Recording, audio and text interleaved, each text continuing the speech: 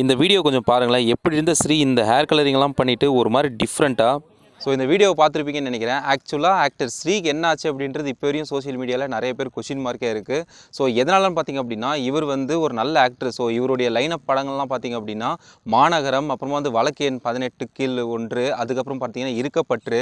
So இந்த மாதிரி படம்லாம் எடுத்து முடித்த இவருக்கு ஸோ மீடியாவில் ஒரு சில சான்ஸ் எல்லாம் கிடைக்கல அப்படின்றனால அவர் இந்த மாதிரி ஆயிட்டாரா, இல்லை என்ன ஆச்சு அப்படின்றது இப்போ வரைக்கும் யாருக்குமே தெரியலைங்க. ரீசெண்டாக சோஷியல் மீடியாவில் இன்ஸ்டாகிராமில் அவருடைய பக்கத்தில் வந்து கொஞ்சம் நியூடா வீடியோவும் அண்ட் தென் பார்த்திங்க அப்படின்னா கொஞ்சம் வல்கராக இருக்கிற மாதிரி, ஸோ இந்த மாதிரி நிறைய ஒரு மாதிரி மென்டலி ஏதோ டிஸ்டர்ப் ஆன மாதிரி ஒரு ஹேரெல்லாம் விட்டு அது கலரிங்லாம் பண்ணிட்டு ஒரு மாதிரி டிஃப்ரெண்ட்டாக வந்து ஒரு இதாக காமிச்சிருக்காரு. ஸோ இது உண்மையாக பொய்யா அப்படின்றது தெரியல. ஸோ அவருடைய இன்ஸ்டாகிராம் பேஜை செக் பண்ணோம் அப்படின்னா 2024 ஜனவரியிலேருந்து அவர் ஆக்டிவாக ஸோ ரெகுலராக வீடியோ போட ஆரம்பிச்சிருக்காரு.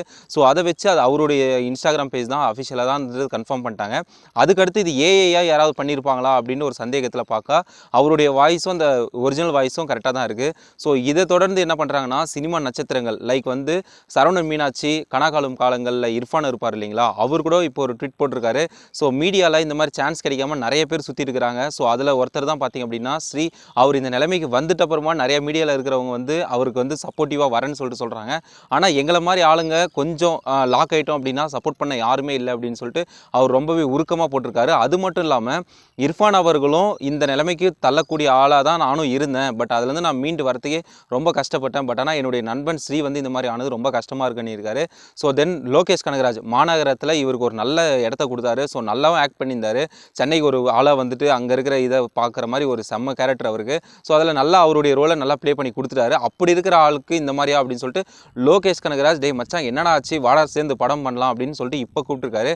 அதை தொடர்ந்து பார்த்தீங்கன்னா நிறைய டேரக்டர்ஸ் ஸோ என்னாச்சு ஸ்ரீ உங்களுக்கு, ஏன் இப்படி இருக்கீங்க, எதனால் அப்படின்னு சொல்லிட்டு போட்டிருக்காங்க. ஸோ ஏன்னா அவர் வந்து பார்த்திங்க அப்படின்னா அந்த முடியை விட்டுட்டு ஹேர் கலரிங் பண்ணது மட்டும் இல்லாமல் ஒரு மாதிரி நூடாக ஜஸ்ட் அந்த ஷர்ட்டை அவுத்துட்டு கீழே வரைக்கும் பார்த்தீங்கன்னா அந்த கேமரா காமிச்சிட்டு நூடாக ஆக்ட் பண்ணியிருக்காரு. அப்புறமா வந்து சமையல் செய்கிற மாதிரி வீடியோங்க.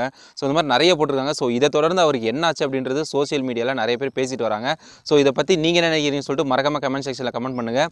ஸோ ஆக்டர் ஸ்ரீ வந்து எப்படிப்பட்ட ஆள், அது உங்களுக்கு என்ன தோணுது அப்படின்னு சொல்லிட்டு மறக்காம கமெண்ட் செக்ஷனில் கமெண்ட் பண்ணுங்கள். ஸோ மறக்காம நம்ம பேஜும் சப்ஸ்கிரைப் பண்ணிக்கோங்க. தேங்க்ஸ் ஃபார் வாட்சிங்.